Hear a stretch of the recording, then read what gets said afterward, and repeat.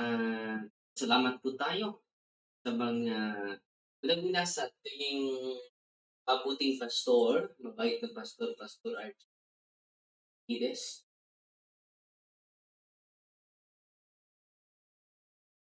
Kagabi, daming mga kapatid natin na inspire, ilang inspire, bumalik talaga sa simbahan. Salamat po tayo mga kapatid. Kanya ay naging instrumento din ng ating mahal na kapatid upang maisiwalat natin ang katotohanan. Live na ba tayo? O live na tayo at ang daming yun na. Live na tayo mga kapatid sa Facebook natin at sa ating YouTube channel din. Back to back po at ang dami nang nanonood sa ating dialogue. Umabot ng 7,900, 7,900 shares, 18,000 comments. Ating mabasahin yung mga comments siguro sa ating reaction video sa live. Yun, tayo, video, indog na pastor.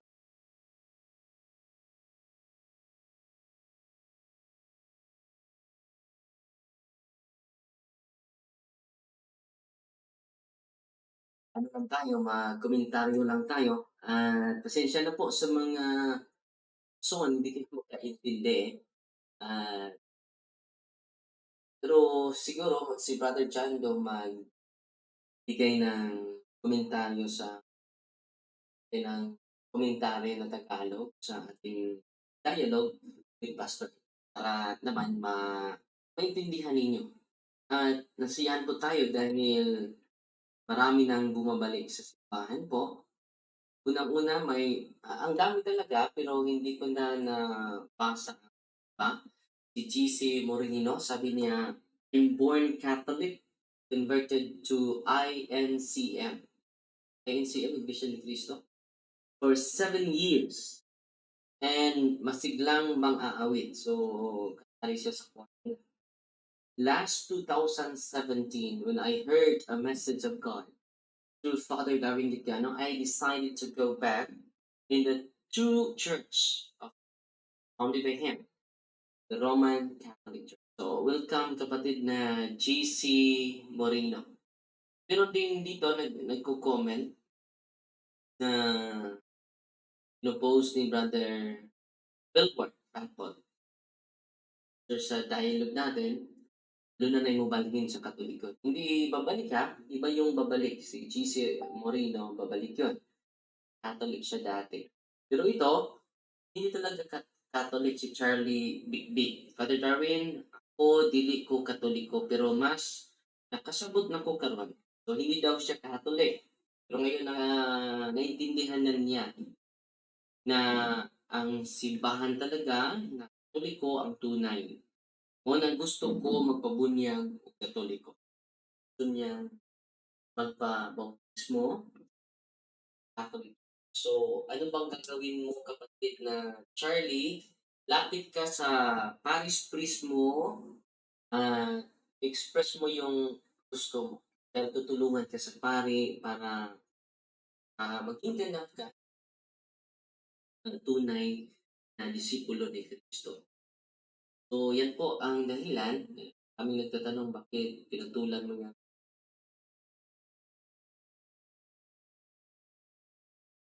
Unang-una mga kapatid, aking tulong po na ma-clarify yung ating pananampalataya.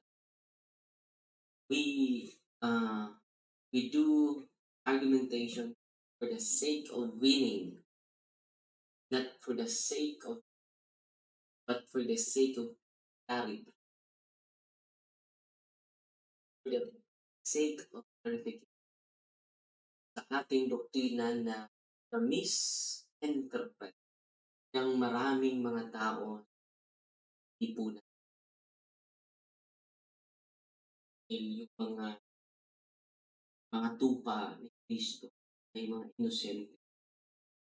May maraming kubo na pinadala din ng ating kaaway upang, mag-take advantage sa kahinaan ng tupa. So, sabi niya sa John chapter 10, linaw na malinaw po ito. John, chapter 10, verses 6. So, nakasulat na, "Mayroon akong ibang mga tupa na wala sa kulungan ito," sa turil, sa kulungang ito. "Kailangan ko rin silang dalhin dito at kanilang papakinggan ang aking tinig. Kaya't magkakaroon ng isang kawan na may isang takot. So, kukunin ko sila at, ah, para mapakinggan nila yung tinig ko, totohanan na iniwan ni Kristo para sa ating lahat."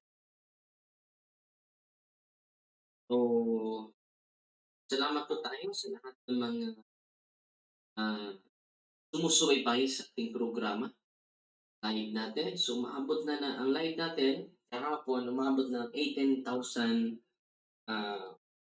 reactions. 373,000 ang nanood sa ating live mula kahapon, hindi pa isang araw na, no, isang araw na. So, 375 na yung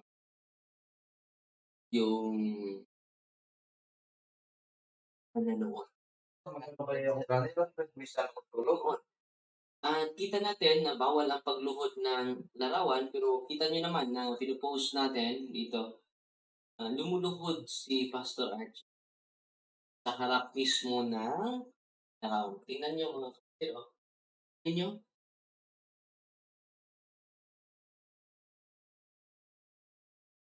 lumuluhod siya sa harapan ni San Vicente Ferrer. Sabi niya kapag luluhod ka, sinasamba mo na yan, Diyosan mo na yan.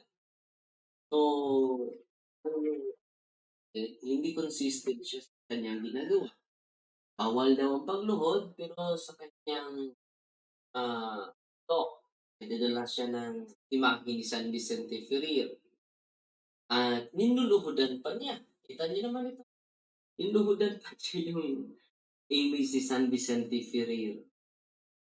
So, yan po ang patunay na hindi talaga natin kaya na ma kokontrahin ang katotohanan ng mga hindi natin kaya na kokontrahin ang katotohanan unless kung, ah, abide tayo sa katotohanan. At, ah, di siya consistent sa kanyang sinasabi dahil at naliligaw na siya sa mga iba't ibang topiko. Umabot na siya sa purgatorio, umabot na siya sa pagsamba. Topic natin, Roman Catholic images are all idols, are all pagan images. Yan ang topic natin, eh. So, sa debate, dapat yung specific topic, elaborate. Hindi ka gagawa ng ibang topic na nasa isip mo. Dahil yung specific topic, yan dapat ang elaborate natin. At yung mga talata na ginagamit niya, Exodo, Deuteronomy, Bakok, Habakuk, hindi naman tayo tutol dyan. Dahil pinagbawal talaga paggawa ng mga imahe ng mga Diyos-Diyosan. Sa term lang, Diyos-Diyosan, so kinikilala mo na Diyos ang imahe. So, true, iba tayo mga Katoliko, eh. Hindi natin kinikilala ang mga kahit ang larawan ni Kristo ay hindi kinikilala natin ng Diyos. Ang Diyos ay ang nagrepresenta sa larawan ni Kristo. Si Kristo mismo, the real Christ. Hindi natin tinuturing na si Kristo, yung larawan ni Kristo ang Diyos. Yung mga pagano, yung larawan nila ay kanilang Diyos. Yan, yan ang binabasa natin at tinatanong natin sa ating mahal. Pero hindi pa niya lubos maunawaan ito. Isaiah, di ko nga ginabayhan ng mga talata, para maintindihan niya ng maigi. Ito ang nakasulat at ang nalabi, Isaiah 44:17. At ang nalabi ay ginawa niyang Diyos, ang kanyang Diyos-Diyosan. Kaya ito'y niluluhudan at sinasamba, dinadalanginan at nagsasabi, iligtas mo ako sapagkat ikaw ang aking Diyos. Merong imahen dito, katulad nito. Sinabihan niya yung imahen, iligtas mo ako sapagkat ikaw ay aking Diyos. So, ang Diyos niya ay ang larawan. Pero tayong Katoliko, kahit larawan ito ng Panginoong Hesukristo, hindi Diyos natin ang larawan. Kundi, ang nagrepresentar nito ang tunay na Diyos. Hindi ang larawan ng Diyos. Wala namang kapangyarihan itong mga imahe na ito. Pero naging banal ito dahil binibless ng pari. So, ngayon mga kapatid, so magkaiba talaga. Meron tayong image ni Saint Michael. Hindi naman sinasabi ng Katoliko, iligtas mo ako, imahe ni Saint Michael, dahil ikaw ang aking Diyos. Hindi natin nagawa yung ipinagbawal ng Diyos.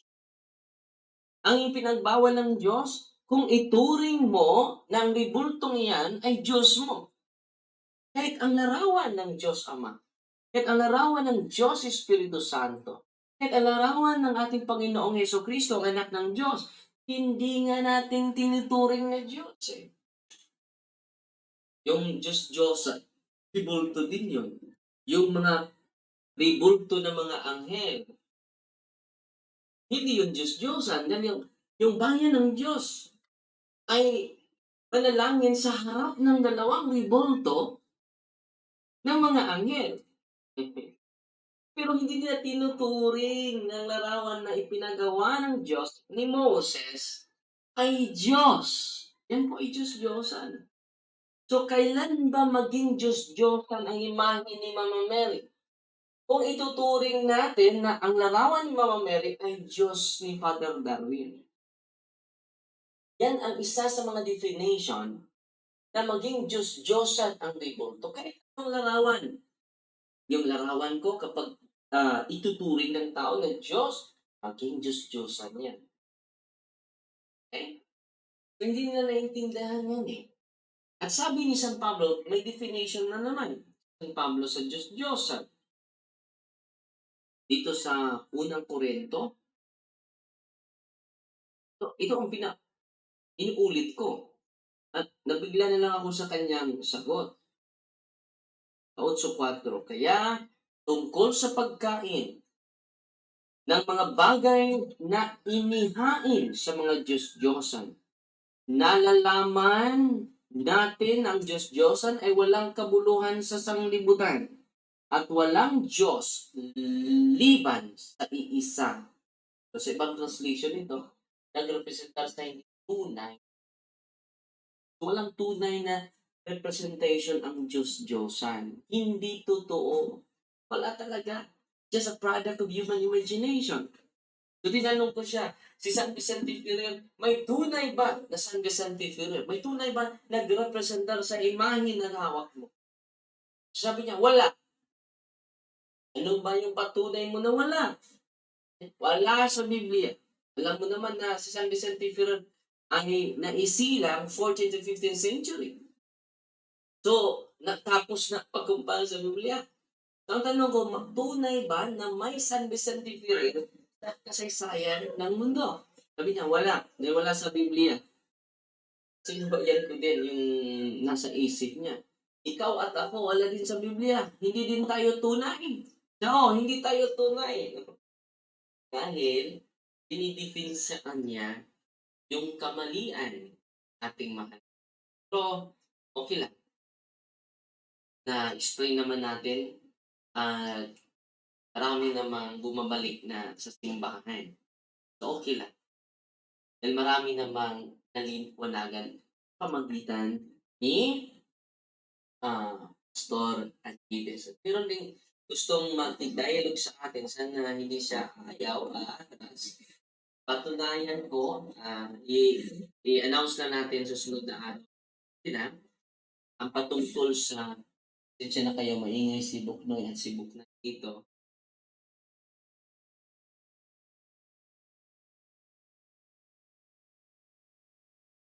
So ngayon, sa YouTube, sa YouTube din mga kapatid, tingnan muna natin. Nagko-comments, like that din.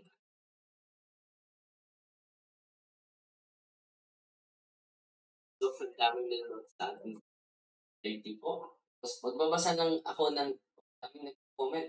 Hello, Father. Maayong hapon. Si Chan Liway TV, si May Lovilla Cabillo, nanonood natin. Dominga Caballes, Joselito Gilo, Father. At si Maria Dulce Lapis, ayong gabi, Father Darwin. Amin ko from Matabsu.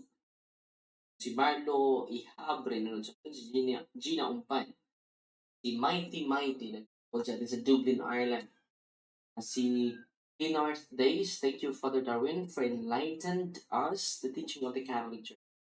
Happy Life Vlog, good evening, Father Darwin, salamat po. At si Mary Manato, si Mark Albert, doon sa atin, si Kinar Days, magandang hapon from Saudi Arabia. Si Joyce Gunales, ng 49 pesos. At si Dancer Lula Inga Caballes. Good evening. Si Pastor Archie na na bug ah, hambog na down kaniya padad. Nagtuo siya nga wa mi maminaw. So totoo naman na daog jud siya. Daog jud siya. Makadaog. Daog. At si Blaine Game nanood sa atin. Si Jose Garcia, Father Darwin Gitiano, nawa maraming salamat sa Diyos. Ikaw ang gidamit ni Yahweh na ibalik sa Roman Catholic ang ating kapwang naligaw. Si Efreline Carillo, good day, Father Darwin, watching here in Kuwait. Si Johnny, very clear explanation. Unya, Jud masabtan sa uban. Si Joy Canot Conales, no, watching po gahapon. Like klaro si Archie, God bless you. Ang pagkasal si Pastor Archie, Iwanaga. At si, thank you, Joy, kunwari sa pag-share sa super chat. No? Pwede kayo mag-share ng super chat ng ating live. Good afternoon po, Father Darwin, silent viewer po, watching from sabi na nanonood sa atin. Good day po, listening from Vatican City, OFM. So, salamat po, Sir Elizabeth. Si Nien, hindi nila maintindihan kasi sirado ang puso at damdamin nila. Sana bigyan nila ng pagkakataon na pag-aralan ang doktrina. Totoo yun. Comments. Si Sister Elizabeth Vivo Santos, nagdala sa atin ng $25. Wow. We chat by. Oh. So, punta naman tayo dito sa kabilang banda sa ating live sa Facebook. Daming nagko-comment na sa live natin sa Facebook. Put na na 400. Salamat na yun. Salamat tayo sa nagpadala sa atin ng mga stars. Si Mickey Oliva, 7 stars. At si Glanis, grabe. Glanis, every live na nagpadala sa si 145 stars. Si Mercy Alferez din, 100 stars. 150 stars. At si Will John Sofil Vida stars. 100 stars. At si Ruth De La Serna, 100 stars. At si Art Tagal, 100 stars. At si namin nagpadala ng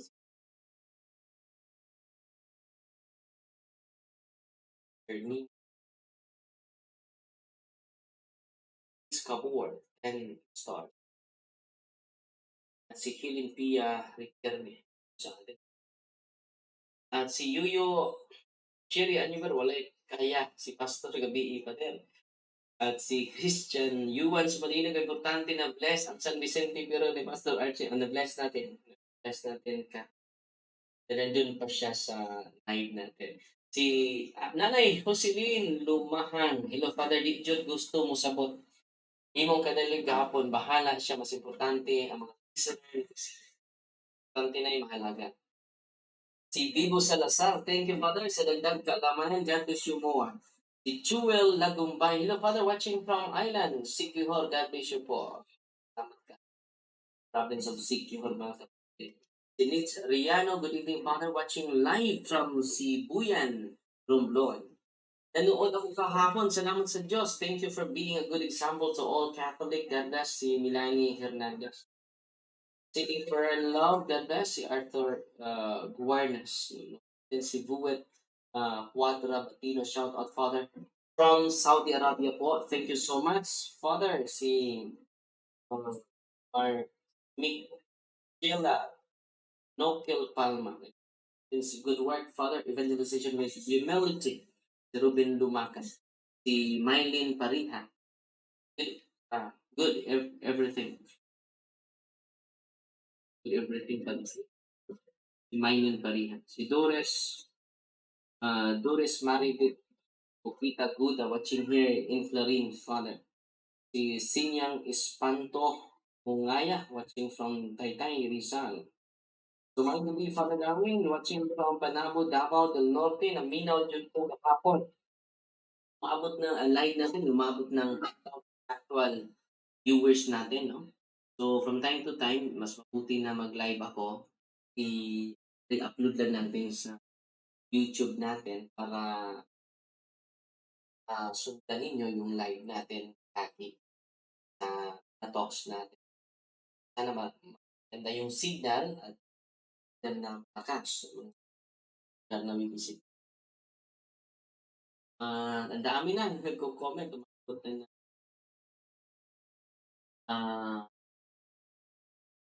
umaabot na 500 comments. Ngayon na. May 8 minutes pa tayo. Maraming mga pastor na na-inspire din na harap sa atin. Well, doon, maghintay lang kayo dahil once a month lang ito. At si Book 9.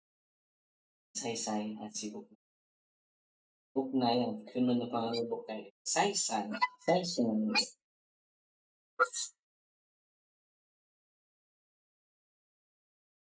So, ngayon mga kapatid, sa mga pastor na gustong haharap sa atin, gusto ko na actual talaga. Punta kayo dito at coordinate lang kayo ni Brother Kenneth Abuyab, ating Catholic Faith Defender, ACC CFD President. Coordinate lang kayo dahil siya na makomit ang daming mga natin at hindi yung mga topic na dinidiscuss natin. Okay? Dahil push na dinalapit natin uulitin. O sa mga comments sa retrieve pa natin. In live. Watching from Cleveland, Patricio Aborte. Grabe, ang daming mga comment. Hindi na mabasa. Ang dami. Abot ng 18,000 comments. So ito po, kahapon din ay umuulan talaga. Pero yung mga tao ay hindi talaga umuuwi kahit naulan na. Ito po ay patunay mga kapatid na uhaw ang mga bayan natin, ang mga mga kapatid natin na mga Katoliko, uhaw na uhaw. Kaya. So, nakita ko talaga na kulang. Ito yung kulang natin. Sino ba yung mag-market preaching, di ba? ang known na mga market preachers, yung mga ibang sekta, yung mga known na, ah, laging, ah, pumupunta sa bahay-bahay natin, yung mga ibang sekta. So ngayon mga kapatid, dahil sa social media, papasok na tayo kahit saan. Kahit nandito lang tayo sa studio, makapasok na tayo kahit nandiyan lang kayo sa inyong kwarto, nandiyan lang kayo sa inyong tahanan, while naglalaba kayo sa evangelization. At sa pamamagitan nito, nabuksan yung isipan ninyo, nadagdagan yung kaalaman ninyo. At sa pagdagdag ng kaalaman mga na-empower po kayo, hindi sapat yung pagbibigay lang ng pagkain sa down. Karamihan father, lagi lang po nagbibigay ng pagkain, pero yung mentality nila kapag nabago natin yung mentalidad nila, malaking bago yun. Pagbago ng kanya. Dahil nabago natin yung isipan nila, nabago din natin yung pananaw. At sa pagbago ng isipan, pananaw mga kapatid ng tao, ay mabago niya yung kanyang pananaw sa buhay, kanyang sarili, mabago dahil. Sabi ng mga nagko-comment sa nung una hindi ko gusto na magro-rosaryo, pero ngayon, powerful. At nung isang araw, alam niyo mga kapatid, may dalawang lalaki naghihintay sa baba ng kumbento namin. Naghihintay siya sa baba at sabi niya,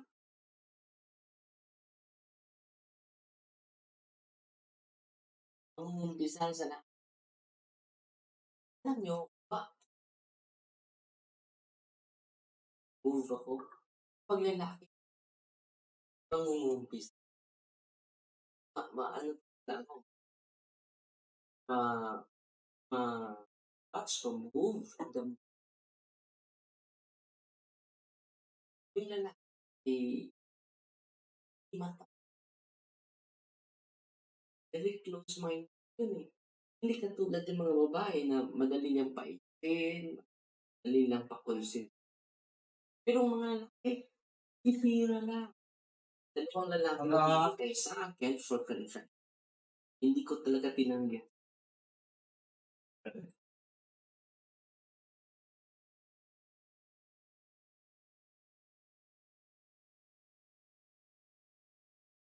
Yung lalaki yung mabago, sabi yung influence ng compare sa babae, kung ang bago, yung pananaw niya, yung sarili. Buong pamilya talaga madali. Nanay lang, lahat. Pero yung nanay kung mabago yung bago yung isipan niya, ay mababago talaga ang buong pamilya. Yan ang influence na. At nanood sa atin si Danilo Dublin, God bless Father, watching from Davao de Oro. Daghan kayo kumukuha, Father. Nga pwede po nako ipaambit sa uban nga dili Katoliko. Amen. So yan. Si Mary Jane Omianto, Pinalos, with evening Father Darwin, watching from Parubo, Surigao del Sur. Si Norma Iho Himarangan. Good evening, Father. Salamat sa inyong live unta ay usog pa. Every month po, sisikapin natin kayong dialogue with different Christian. Si Nanay Edith Bardinas, musta kayo dyan, Nay? Na nasa mabuting kalagayan po kayo. Si Sister Lucille Vicente, si Carmel Corazon Corion, si Inaria A. Merilod sa atin, si Brother Rafael Tubog Jr., Mary Joyce, si at kay Buhi atong iyang giulitan karon. Kani sila Anides o si Inting mao ni buhi nga rikulto. Kailamuan. So, maraming salamat sa inyong walang humpay na pagsubaybay mga kapatid. Fighting Maria po, the taxi FB, with the humble heart. The Lord be with you. With your spirit. I consecrate all of you, Father. Amen. So God bless po.